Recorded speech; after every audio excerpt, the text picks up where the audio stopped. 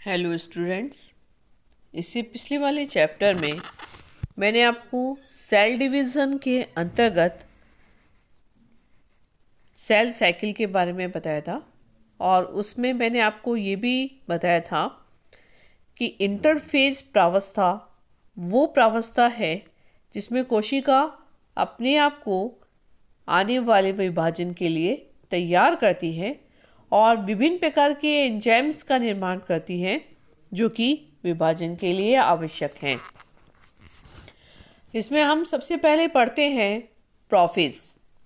Prophase अपेक्षाकृत लंबी cycle होती है और इस प्रावस्था में केंद्रक में उपस्थित जितना भी क्रोमेटिन पदार्थ होता है वो संघनित होकर कंडेंस्ड होकर क्रोमेटिन सूत्रों में परिवर्तित हो जाता है और इस प्रोसेस के अंदर क्रोमेटिन पदार्थ में जो जल होता है वो बाहर निकल जाता है। क्रोमेटिन सूत्र अब संगठित होकर छोटे और मोटे हो जाते हैं। गुणसूत्रों के चारों ओर प्रोटीन की मैट्रिक्स निक्षेपित हो जाती है जिसके कारण ये छोटे और मोटे तथा स्पष्ट दिखने लग जाते हैं।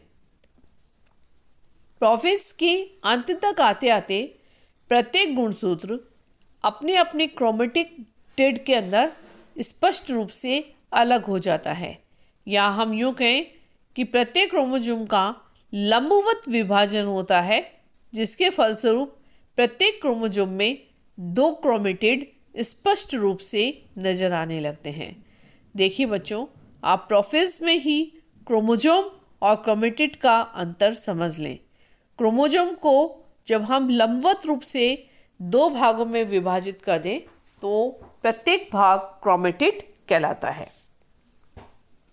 प्रोफेज के अंत तक आते आते केंद्रक झिल्ली और केंद्रिका विलुप्त होने लगती है। सेंट्रियोल विभाजित हो जाता है और दोनों पुत्री तारक काय विपरीत ध्रुवों की ओर गति करते हैं। प्रत्येक तारक काय से एस्टल रश्मियाँ उत्पन्न होने लगती हैं। अब हम आते हैं दूसरी प्रावस्था पे जिसे हम मेटाफेज कहते हैं।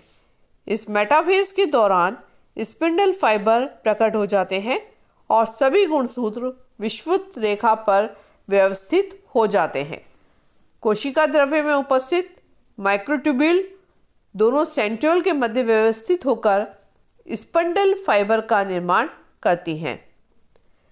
माइटोटिक प्लेट या विषुवत रेखा जिस पे क्रोमोसोम्स आकर स्थापित होते हैं, व्यवस्थित होते हैं, इनके सेंट्रोमियर विषुवत रेखा की तरफ, जबकि इनकी भुजाएं जो हैं वो ध्रुवों की तरफ होती हैं।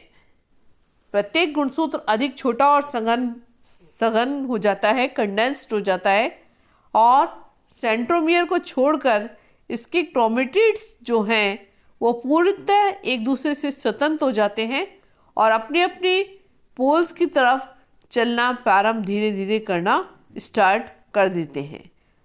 अब आते हैं हम लोग एनाफेज में। सेंट्रोमियर विभाजित हो जाता है और दोनों पुत्री क्रोमेटिड भी पुत्री गुणसूत्र से पृथक हो जाते हैं। पुत्री गुणसूत्र विपरीत ध्रुवों की तरफ प्रवास करते हैं और गुणसूत्रों में होने वाले तर्कु तंतु जो हैं उनके कारण संकुचन की गतियाँ होती हैं। एनाफेज एक छोटी अवस्था है और एनाफेज के अंदर पुत्री गुणसूत्र के सेंट्रोमियर जो है वो ध्रुवों की तरफ गमन करना प्रारंभ कर देते हैं।